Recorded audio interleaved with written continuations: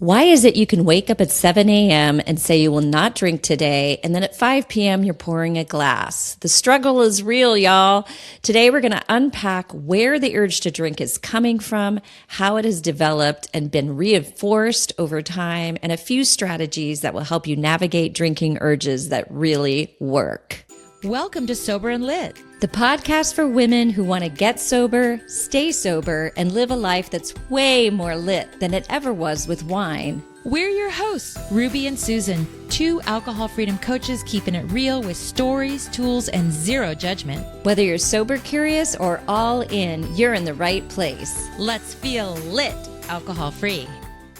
Hey, welcome back to the Sober and Lit podcast. Ruby and I are so excited to be here with you today because we've had lots of guests recently. And today is one of our solo episodes where we are here together, just the two of us. And so today we want to talk about something that we see in our coaching practice, that I see a lot with my clients. And, you know, one of the biggest problems when you're trying to change your drinking is the struggle when the urge comes up to drink and you don't know what to do. And it seems like a mystery. Like sometimes it feels like it comes out of nowhere and like hits you like a Mack truck and you're like, what? You know, like all day I was not going to drink. And then dang, you know, here at 5 o'clock, I'm just, it's like this automatic behavior or something. All of a sudden I'm ripping the cork out with my teeth. So we're going to unpack that today and start to help you understand your drinking cues or triggers. And I found with my clients that once they start to understand what's happening, they feel like they have some more control over it. Not control from like a willpower standpoint, but they have tools and they don't fear the urge so much, you know, and they don't freak out as much. So Ruby, did you ever find yourself saying in the morning, I'm not going to drink, and then pouring a glass at 4, 5? Heck yeah, that was my story. I call that like Groundhog's Day. And you're right. I hear it from so many clients, so many of the people that we're working with. It's this, I call it like almost like an autopilot. I would wake up in the morning. I would be like, oh my God, I did it. First, I'd like beat myself up. Then I'd have this like, I'm not going to drink today. I would vow. I would like, say, with so much conviction, I'm not going to do it today. I know I can do this today. And then I go off to work, making all those decisions and putting out fires and stress. And, first of all, the whole morning would be recovering from the drinking the night before. And then in the afternoon, I would be feeling better. But I have had a really stressful day. And the next thing I know, I'm telling myself, my words were, I'll just have one. I'll just have one tonight to let off the steam, to relax, to de-stress. But I knew I never just had one. That was a total lie. I was telling lots of little lies to myself. But yeah, that was it. It was like autopilot. Yeah. I mean, I would say, oh yeah, definitely could just have one. I would literally write with a Sharpie on the bottle, I will not drink like below this line. I remember doing that. Oh my gosh. And I would do it every time. Dang, but the thing is like just what you mentioned, you're recovering in the morning from the drinking the night before. And so sometimes our drinking urge in the afternoon is to scratch the itch of the withdrawal. Right. So it's not you. It's not like you're crazy or you don't have enough discipline or willpower. It's that your body is in withdrawal and it's craving the drink. So the urge to drink is like to scratch that itch. Yeah. And I love that analogy. Like if you just scratch your arm right now and it just doesn't feel that great, right? It's like, okay, because you don't have an itch. But if you have an itch, and somebody's scratching, you're like, no, to the left, to the left. It feels so good. Yeah. It feels so good. And so, yeah, that urge to drink, and it feels so good when you do give in to the urge.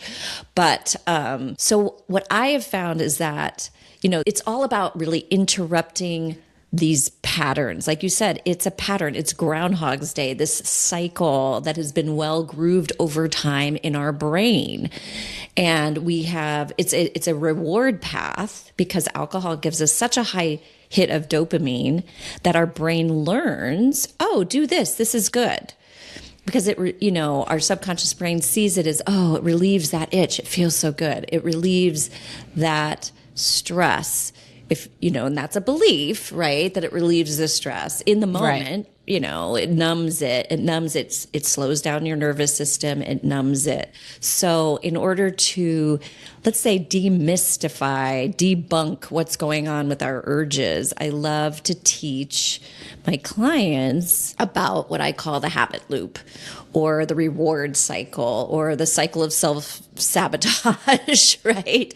What is really happening when we get the urge to drink? Because I feel like once they understand it and they can see it unfolding, then they can interrupt it at these different points. And then interrupting that habit cycle over and over starts to atrophy that old pattern, and we create new patterns. Right. So that is the beginning of my Freedom Formula course that I do with clients, is I teach them about this. If I'm working with you one-on-one, I teach you, what is going on, because also you just feel so dejected the next day when you gave in, right? And clients just feel like it's hopeless or they're a failure. And that's not the truth at all. It's just a well-grooved pattern that is really hard to break out of. And so we need a system, we need a plan to break out of that pattern.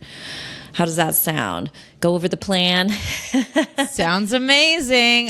Your program sounds amazing. Well, I like to know what's going on. Like I'm a person that likes to know. Once I know, then I can see what's happening, and then then you can use tools in order to change that behavior, right? But it's when you don't know and it feels like it's just coming out of left field and hitting you like a Mack truck, then it feels mysterious and you feel like you don't have any control over it. You feel, a lot of clients just say it feels like they don't have any control over that urge. They don't have anything that just happens to them, and there's nothing they can do about it. And that makes you feel hopeless when you feel like there's nothing you can do about it. So, we start at the top of the habit loop or the wheel of self-sabotage, which is the cue or the trigger, and understanding that something in your environment or in your feelings, in your thoughts that create your feelings, is creating this drink trigger.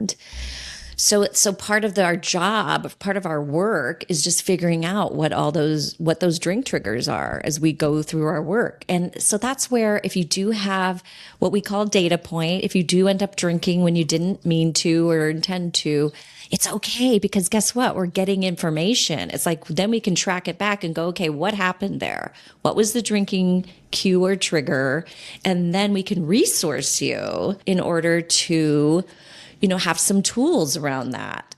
And I had one client where she's like, okay, I found another one, but she kind of felt like she needed to take each one and have new tools for each one. And what's great is a trigger is a trigger. And a lot of times the same tools that you use for one apply to another one. So you start to feel like, hey, I'm collecting all of these and I have resources to be able to deal with them. So just start identifying it. Is it just when you walk in the back door? Is it when you put your purse down on the counter and you just get that feeling of like, now it's wine time, And then that's what is in your brain. Oh, I need this in order to de-stress. Is it a feeling, an overwhelming feeling of loneliness, or sometimes we just get this feeling and it's uncomfortable, and we drink to change the way we feel. So a lot of times it is an internal feeling too. It's not necessarily that you drove by the liquor store, but it could be a sunny day, sitting out on the deck. All of these associations, think about it maybe as associations we have with alcohol. So what were some of your drinking triggers, Ruby? I think it really was the time of day, after work for a lot of it. Just being a single mom in survival mode and having a really stressful corporate job, and having I felt like I was just constantly scrambling. But I remember, I really felt like a robot one time, or this probably happened multiple times, but one time I'm going to describe to you, and I've heard this before. It's like it was such a battle in my head. Like, I remember saying, okay, don't get in the car and go get more wine. And I'd like pick up my keys. I'm looking at my keys. It's like, I felt like two different people. Like, why am I like yelling at myself in my brain? This is all happening in my brain, by the way, like yelling at myself, don't go get in the car and go get more wine. As I'm the whole way I was driving there, don't do this, don't do this. I'm driving to the store. Don't go in the store. I'm walking in the store. Don't do it. Don't do it. I'm like yelling in my head. Don't put your hand on the bottle. Don't get two bottles. You know, it's like a zombie or a robot or totally autopilot. Yeah. And I didn't know how to interrupt. I didn't know any of this stuff that I know now. But, I know. And it's so hard, right? That battle in your brain, that's so hard. And so we just honor that it's hard. Yeah, that's the first step, is just go, oh, yeah, this is a really hard cycle to break, but you can break it. Yeah. So the first step, and we always talk about this in our coaching, is awareness. Is just to stop and go, oh, I'm having an urge to drink. Yeah. And maybe just going, okay, and just saying, oh, in some ways, not panicking, not like, oh my God. Because that's what I find clients do too. Like, oh my gosh, they fear the urge. We fear it, then it gives it so much more power over you, right? Like, oh my God, I'm having an urge to drink. It's like, okay, it's aware. Okay, I'm having an urge to drink. I wonder what's going on. Like maybe even think about like, I'm collecting my triggers. I'm collecting them, like putting them in a bag, and then I'm going to work on them with my coach, right? So it's like, okay, what's the cue or the trigger right now? It's the end of the day, right? So the time of day, it's 4 p.m. and I'm home, and it's like, this is what I do. Okay. So there's a couple ways to interrupt that so we can interrupt the cue. We can also interrupt from the urge perspective. So let's just start with the cue. You have the cue is you're home. It's the end of the day. This is what you do. So planning a different routine. So if you usually get home and sit on the couch and drink your wine, put on your tennis shoes and go for a walk. So just planning a different routine, but start with the awareness of, oh, I'm having a drinking urge. I'm going to put my shoes on and go for a walk. Having a list of things that you can do instead of, to lengthen, but not, fight with that thought that's saying, go to the liquor store and picking up your keys and putting them down, and picking up your keys and putting them down, right? And not fight with it and just go, maybe later. Just give it a little, maybe later. Yeah, let's try this first. We're going to go for a walk first, or we're going to take a bath first, but I also like to set you up for success right from the start. Is a lot of times at the end of the day, my clients, we are depleted, but a lot of times maybe it's blood sugar, and so kind of cutting it off at the pass, so to speak, is by starting this process even earlier. Have a protein snack at 4 p.m. See if that helps your blood sugar, and then just see if the drinking urges aren't as strong, like physically in your body, because some of the drinking urge could also be a blood sugar thing, right? Right. So that's another thing you could try, is having a protein snack, or even having the protein snack right there in that moment of, I'm having a drinking urge, I'm going to have some nuts, or I'm going to have cheese and crackers, or, I'm going to have something to eat. So that's, changing up your routine. So say if you would normally stop by the liquor store on the way home from work, I used to have two ways they could go. I could go up the hill and into Woodbridge where I live, or I could go down the hill into the flats where the liquor store was. And there was always that moment where I chose, am I going up the hill or am I going down the hill? And it was like a fait accompli. If I went down the hill, I was like, then I'm stopping, And so that moment, you know what I mean? Yeah. And what I hear you say is it's so important to have a coach, because just in my story, I wasn't aware of anything or how I could interrupt it. And we can't see, like you can't probably see all the different tactics and tools and ways. So when Susan and I are coaching with clients, we ask lots of questions, and then we have you try this and try that and try that and then try that. And it's really, actually, you can make it kind of fun, and you just trying it's all like about self-care too, which is really cool. I'm always like, hey, you get to go for a walk, and you're going to get to, really care for yourself. Take that bath, have that snack, maybe a treat. Yeah. I always emphasize lean into pleasure. Make all the things that you're going to do instead of drinking so pleasurable. Right. And at first, because of the dopamine deficit, I would say, between drinking, which dopamine's way up here, and like normal daily pleasurable activities, it is going to kind of seem like, well, that wasn't that pleasurable, but your dopamine levels will even out, and those things will feel pleasurable, right? More and more as you go, forward. And so that's, changing up your routine, not driving by the liquor store, but avoiding drink triggers isn't just going to work forever. So, right. It's like, that's more willpower. Yeah. But that is something to do in the beginning, I would say. Yes. is changing up your routine. Like for Friday nights, changing up my routine for Friday night was a must. Friday night was just the toughest night for me. So then the next level of interrupting the cycle is, okay, you have the urge to drink. You're feeling an urge, right? So you've the cue, your brain says, oh, this is when we normally drink. Then you start to feel the urge to drink in your body. So you're feeling it in your body, right? And your brain goes, oh, when we feel this, we drink. So the next step is, what do you do when you're in the midst of an urge? How do you surf the urge? And I have this on my website. It's free, so you can go get it. It's my urge surfing tool, which is Stop, Drop, and Roll.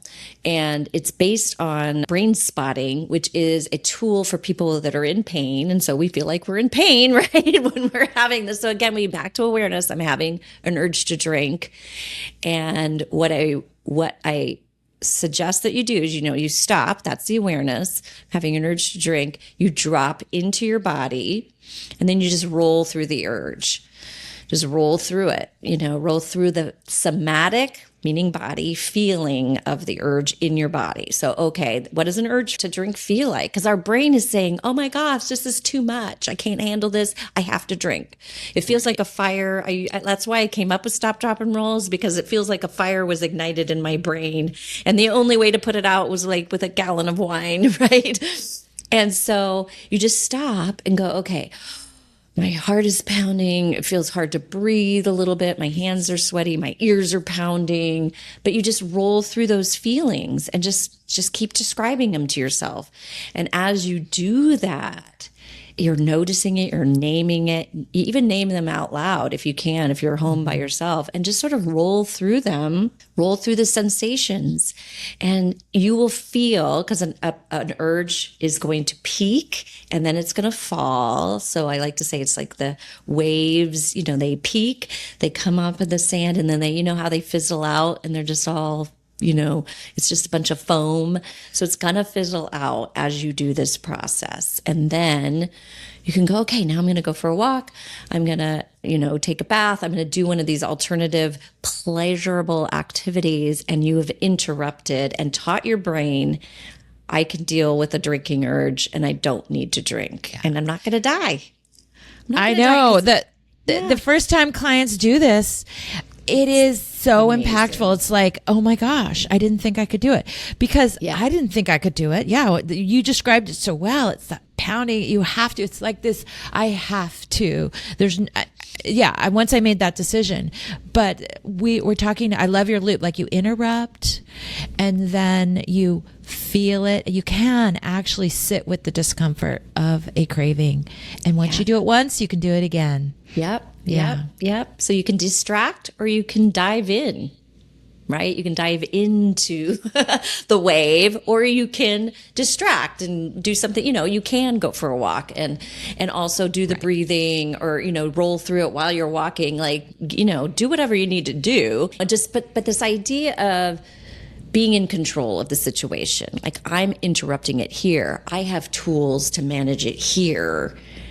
that is what starts to give you some agency, and you start to get some momentum, and you start to feel like, and I'm not saying it's perfect. Sometimes it's, I have clients going, it just overtook me, that wave. It was a big one. It like pounded me into the ground, and I ended up drinking. And I'm like, that's okay. Let's unpack it. Let's see what happened there. And then let's get some strategies around this particular super strong one. Right. Right. And help you then, because that in and of itself too, like, so say you drink. So that's, it is rewarding that behavior, that thought, that feeling like, oh, when we feel this is when we drink. So we rewarded it. So then you're going to feel that again, which is unfortunate that when we reinforce it, it means it's going to, your brain is going to create that same environment because it got a reward. But when we unpack it, and I have a worksheet I give clients called Learn and Move Forward, and we learn from what happened, we're still interrupting it because we're unpacking it and we're making a plan for next time. So that's still interrupting that habit loop. So we are just, it's like we're chiseling away at it, and it's slowly going to atrophy, and we're going to get some more momentum with our drinking and changing our behavior. So that is like, I just want to cheer you guys on that you do have so much agency over your urges. They're not to be feared. And these are the tools that we use to become successful. And then when you get over that hump, oh my gosh, like people are just like, I feel so good. Like you get that week or two under your belt, then 3, then 4, and you just start cooking with gas. And the urges lessen, and it gets easier and easier. The beginning is hard. It can be uncomfortable. It can be work, but the work is worth it, right? Right. So worth it. So worth it to figure out how, and just, it's like learning how to live in a different way where you really are focused more on your self-care and, as you call, pleasure, and your life is just going to get so much better. I know. I have a client who's like, it's not really about drinking at all. It's really about all these other ways to feel good and to self-soothe. And she was just loving it. Yeah. She was telling her therapist, and he was like, yeah, it's really not about the drinking. It's about just learning a different way to live, right? Yeah. We just had the wrong coping tools. Yes. So we're learning new ways to be, new ways to live life, new ways to feel your feelings instead of escaping from them. So and there's nothing wrong with you. We are sold hook, line, and sinker that alcohol is the coping tool. And so if you've fallen into that pattern, that is just the world. That is what we learn, right? Yeah. So, but what badassery it is to overcome. And it's just so wonderful. So, but speaking of overcoming and living our lit life, this is our listeners' favorite part of the podcast. So we always hope you listen to the very, very end so you can hear what either our guests or Ruby or I are doing to feel lit in our life, alcohol free. So today, Ruby, why don't you tell us what you are doing lately? Wow. Well, it's the middle of winter. And so I was just thinking about, you were going to ask me this, and I think it's tea. I'm just really enjoying tea. Also, my doctor recently said, because of my stomach, I should not be drinking so much coffee. So I'm embracing tea. I know I was always like, I'm a coffee lover, which I do love coffee, but I'm having really fun. I went to the store, and I have lots of different teas, but I got a couple more different flavors. And it's just, to me, tea, well, it feels good. It's herbal tea, no caffeine. It just feels good in my stomach, and it feels warm, Even in California, it's colder than normal. I know that you were saying it was like -1 or something. -1 this morning in Connecticut. I don't care how cold you think it is, Ruby. Yeah. No, I'm kidding. Tea. I think tea it does make me feel lit. It makes my body feel good. And even like iced tea, or I drink flavored water with tea all day long. And then now I'm having, multiple cups of, like, this one's called Tiger something. I think it's cinnamon and it's really spicy, Indian spice. It's almost like a chai, but it's so good. So I'm saying drink tea, y'all. Yeah. But look at what you're doing. This is a perfect example. you need for medical reasons to give up coffee, which you love, but you're leaning into all the pleasures of tea. You're getting a fun variety. You're choosing really tasty ones with the cinnamon and the chai, and like really embracing the pleasure of it. Right. So it's so perfect. Yeah. So at first I was disappointed, but now I'm trying. Exactly.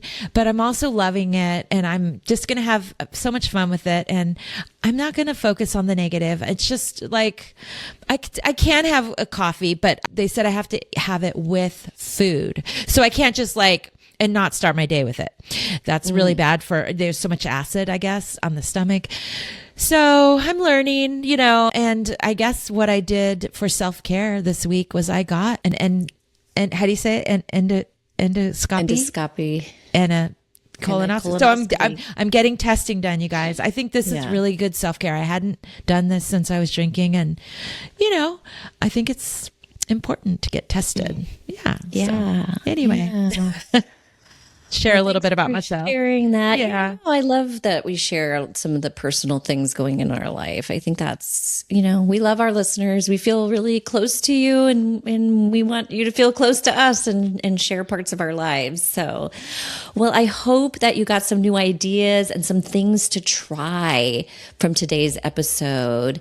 And if you want to move a little bit faster and get some help from me, you can check out the link in the show note for my Freedom Formula course, which goes over this habit loop and then goes beyond that, of course. It's 8 modules, and I'm going to be starting mid-February for Lent, which is a great time to explore your drinking, because you just tell people, oh, I gave up alcohol for Lent. I gave up alcohol for Lent so many times, but if you do my course, you actually are going to be learning about alcohol and learning about your habit, your unique habit loop, and be able to get some coaching around it. And so after Lent, see how you feel and how you want alcohol to be in your life. Awesome. Yay. Thanks for being here. And please reach out and let us know what you think of this episode. We love, love, love to hear from our listeners. Thanks so much for listening to the Sober and Lit podcast. If you enjoyed this episode, we would love it if you would subscribe, rate, and review. It really helps get the word out. And remember, do something today to help you feel lit. See you next week.